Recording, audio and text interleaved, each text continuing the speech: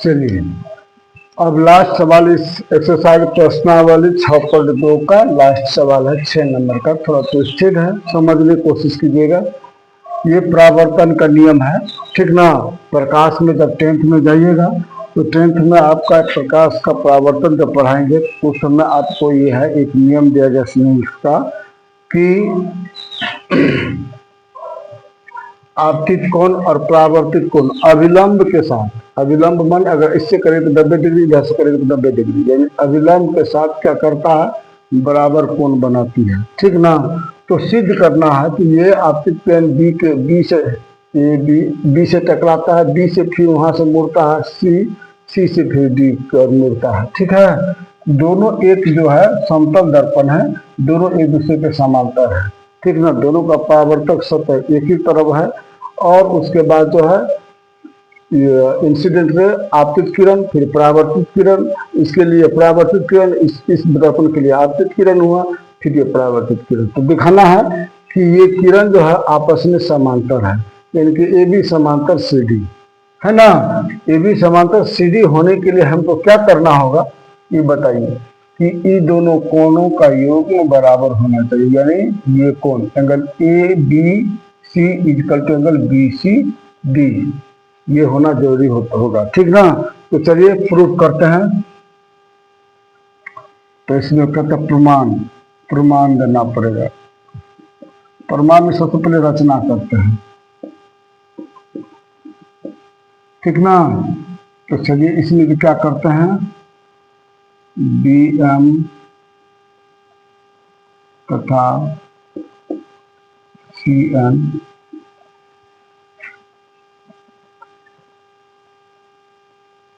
अविलंब खींचा,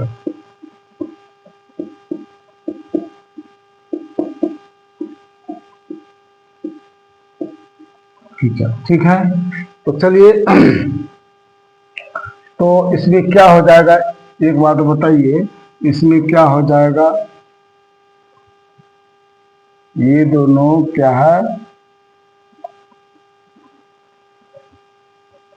परावर्तन का नियम है, ठीक है। ये दोनों आपस में क्या होता है, आपतित होता है। अगर हम लिख देते हैं पूरे कोण के बराबर, ये पूरा कोण होगा, ऐसे ऐसे करके लिखेंगे तो ये पूरा, अगर इसे लिखेंगे तो ऐसे कोण बराबर ऐसे कोण, लेकिन हमको उतना ले जाना है, इस कोण को करने के लिए हम इसी कोण में रहना है, ठीक है। तो इस कोण में रहने के लिए क्या कहा, दर्पण प्रकाश के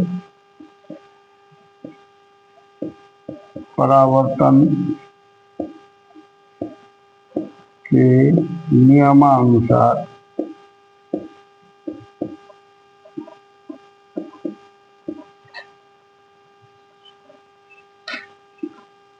आपतित किरण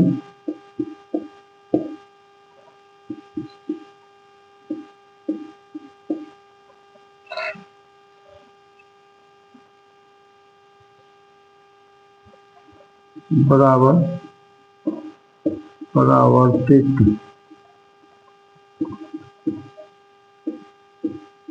किरण अविलंब के साथ बनाता है,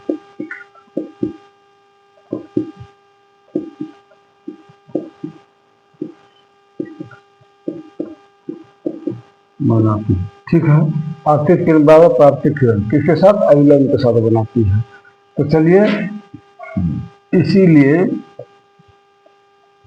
आपतित किरण हो गया। तो चलिए एंगल ए एंगल आई, इसमें चलते हैं। एंगल आई इक्वल टू, इसमें I1 R1 I2 और R2, ठीक है। I1 इक्वल टू कितना हो जाएगा, I1 इक्वल टू कितना हो जाएगा, आपतित किरण और परावर्तित किरण का R1 हो जाएगा, समीकरण, ठीक है। और ये जो अविलंब है, यहाँ पर अविलंब है, तो ये दोनों एक हो गया। अब यहाँ से परावर्तित, इसके लिए परावर्तित किरण हुआ, लेकिन इस दर्पण के लिए आपतित किरण हुआ। दर्पण दूसरे दर्पण के लिए, दूसरे दर्पण के लिए क्या हो जाएगा, एंगल क्या हो जाएगा, I2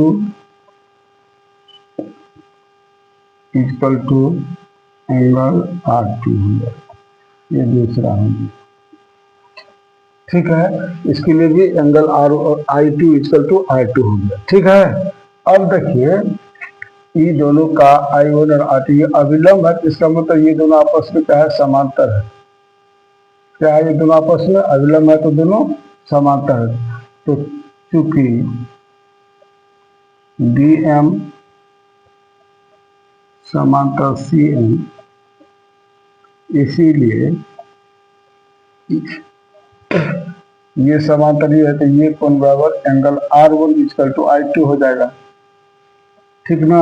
angle R1 equal to angle I2 हो जाएगा, ठीक। ये तीसरा होगा। अब चलिए ये दोनों बराबर है, ये दोनों भी आपस में बराबर हो जाते, इसका मतलब क्या हुआ,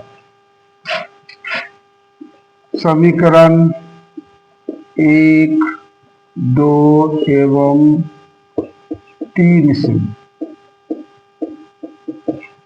अब ये कोण बराबर ये कोण हो गया, तो ये कोण बराबर ये कोण है और ये कोण बराबर ये कोण, तो इसका मतलब I3 से क्या होगा, एंगल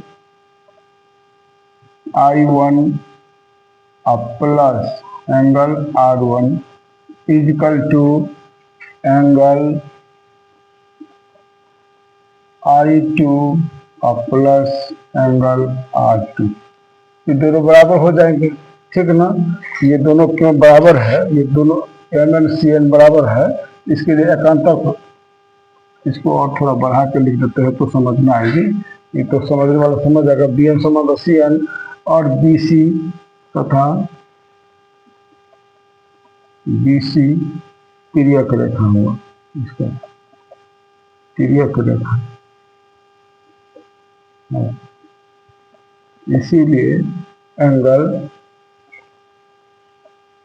इसीलिए एंगल MBC, इसीलिए angle MBC equal to angle क्या हो जाएगा, BCN, एंगल BCN। इसीलिए MBC को वो क्या लिखेंगे, angle R1 equal to BC वो क्या लिखेंगे, एंगल I2, ठीक है। ये तीसरा हो गया। अब इसके बाद इसको जोड़ दिए, ठीक। तो इसके बराबर इन दोनों कोण को जोड़ते तो क्या होगा, ABC angle ABC equal to angle क्या होगा, BCD, एंगल BCD। अतः ये तब संभव है, ये तब संभव है जब AB समांतर CD हो, इसीलिए AB समांतर CD प्रूव, से प्रूव करना था। अब इसको थोड़ा ध्यान से दिमाग से आप लोग को समझना है। अगर यदि समझ में नहीं आए तो कमेंट जरूर करें, ठीक है। फिर से मैं समझाने की कोशिश करूंगा। धन्यवाद।